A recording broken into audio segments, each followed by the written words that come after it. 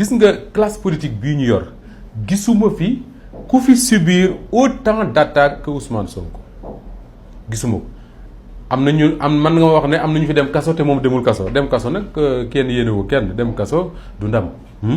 mais li nga xam ne moom lañ ko fi wax yëpp da ngay gis ne tout de suite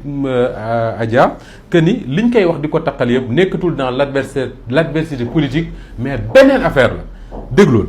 Ousmane Sonko dafa commencé politique ses premières déclarations ñu ne nañ ko jaxase ak këru diine yi da ngay gis benn waay boo xam ne ma nga ca àll ba kenn xamul kañ la gëj Sénégal xamul lu xaw Sénégal def vidéom wax ju bon yàq ko benn sëriñ ñu ne ci Ousmane Sonko la far muy benn ñaareel ba ñu ne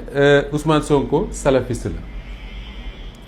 comme si être salafiste c'est interdit au Sénégal man gisuma loi bu interdire salafisme au Sénégal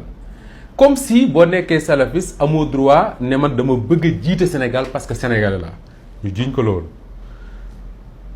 ne dafa contre suñu tarixa yi ñu ne bon peut-être affaire politique la dañ ko bëgg a yàqal nangam ak nangam ñu dem ba ci biir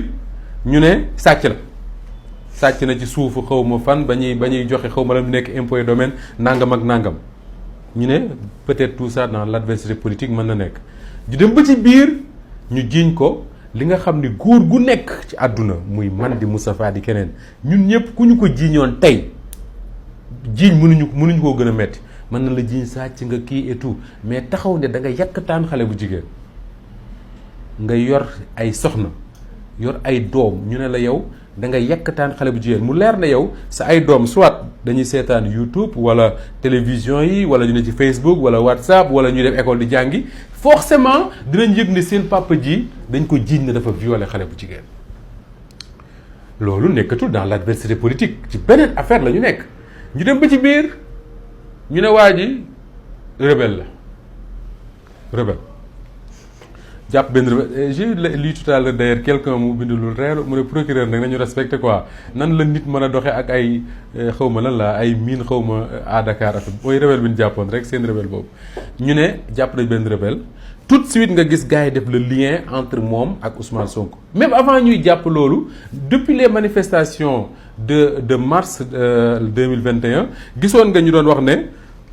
Ousmane Sonko rebelle la meeting am yi ay rebelle ca nekk nangam ak nangam ak nangam soo xoolee l'histoire politique du Sénégal nga jël ku mel ne Abdoulaye Baldé nekkoon maire Ziguinchor dëkk Ziguinchor nekkoon ministre de la République nga jël ku mel ne Robert Sagna nekkoon maire Ziguinchor nekkoon ministre de la République jiite woon parti nekkoon candidat à la présidentielle nga jël ku mel ne Oumar Lamine Badji bi ñu tuddee permanence PDS bi nga xam ne moom Ziguinchor lañ ko faate veillu tabaski xaw ma lañ ko rey ñooñu ñëpp soo leen daan jël di nga daan dégg peut-être dans le cadre de rumeur ou quelque chose comme ça ñu naan ci fii lañ bokk dañuy cotiser ci MFDC nangam ak da nga ko daan dégg mais qu'un pouvoir jóg fekk un leader politique parce que Ziguinchor la dëkk parce que c'est le maire de Ziguinchor nga ne ci MFDC la bokk loolu ci Ousmane Sonko lañ ko gisee jamono